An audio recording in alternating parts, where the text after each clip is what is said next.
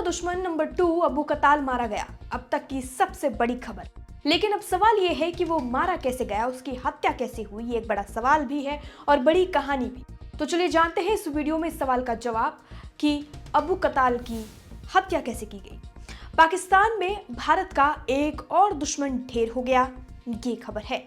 लश्कर-ए-तैयबा का most wanted आतंकी अबू कताल मारा गया। पाकिस्तान के झेलम में कल रात 8 बजे एक अज्ञात बंदूकधारी ने उसकी गोली मारकर हत्या कर दी। रिपोर्ट की माने तो यही जानकारी सामने आई है कि वो अपने ग्रुप के साथ था, वहां पर मौजूद कुछ एक्टिविटीज चल रही थी और वो एक अज्ञात बंदूकधारी वहां पर आया, उसने एक फायरिंग की जिसमें अबू कताल घायल हो गया, नीचे गिर गया।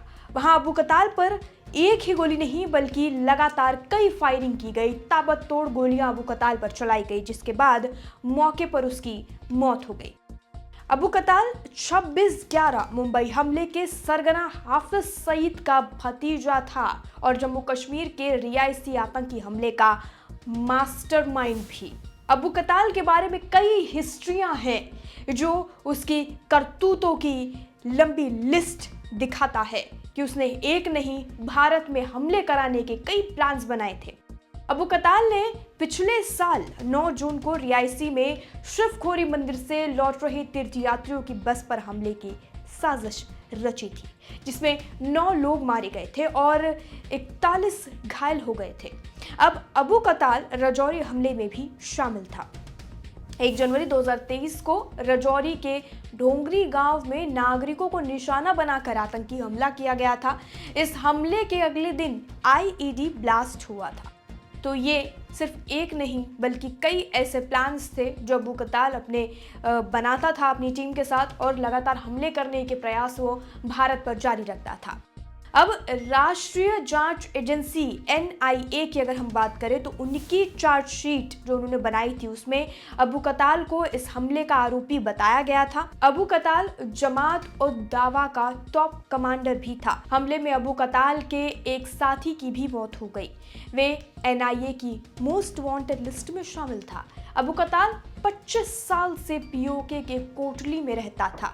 अबू कताल जम्मू कश्मीर में कई हमलों की योजना बनाने के लिए जाना जाता था और आतंकी संगठन का एक सबसे जरूरी ऑपरेटिव था, जिसमें मास्टरमाइंड की लिस्ट में अबू कताल का नाम सबसे ऊपर था। हमलों में सबसे ज्यादा इसका हाथ हुआ करता था जब भी कोई प्लानिंग हमले की जाती थी।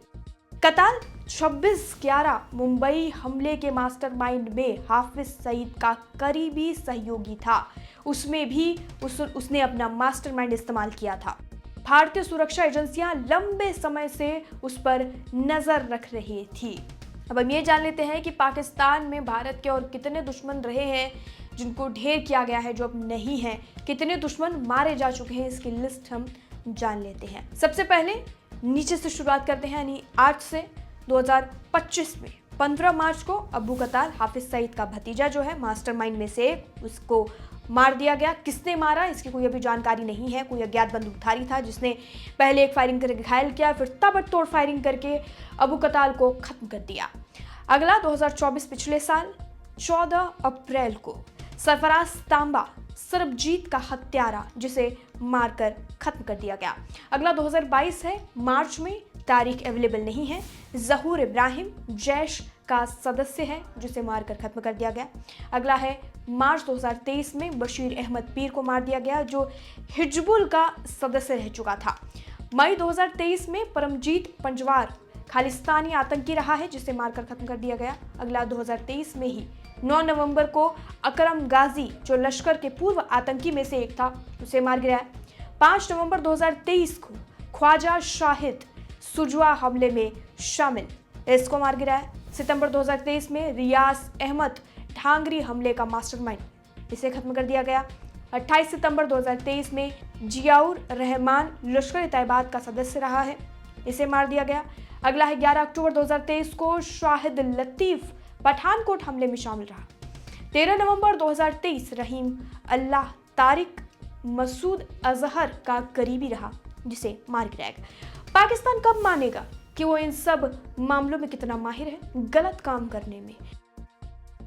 न जाने कितने ऐसे लोग हैं, इतने ऐसे आतंकवादी हैं जिन्हें पनाह दे रखी है पाकिस्तान ने। आज तक न कभी कबूला है और न कभी कबूलेगा, लेकिन मौत की खबरें सामने आती हैं तो दिल को सुकून मिलता है कि ऐसे हमला करने वाले आतंकवादी आखिर मारे गए।